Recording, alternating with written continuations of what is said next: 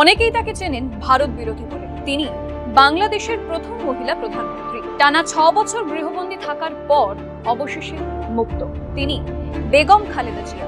এককালে হাসিনার জোটসঙ্গী, পরে তারই কট্টর বিরোধী। রাজনৈতিক শত্রু বললে কম হয় না।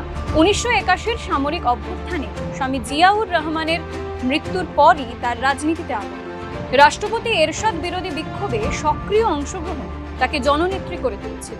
1991-তে দেশের প্রধানমন্ত্রী হন তিনি। 5 বছরের মধ্যেই বদলে যায় ছবিটা। প্রবল বিক্ষোভের মধ্যেই গদি হারান তিনি। 2001-এ আবার ক্ষমতায়। 2008 সালে হাসিনা ক্ষমতায় আসার পর থেকে খালেদা টানা নির্বাসনে। হাসিনা দেশ ছাড়তেই খালেদার বন্দি দশা কাটল।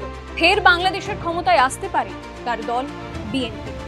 আর তিনি বেগম খালেদা জিয়া আরও একবার বাংলাদেশের রাজনীতিতে প্রাসঙ্গিক হয়ে উঠবেন কি? ফলো করুন আনন্দবাজার অনলাইন।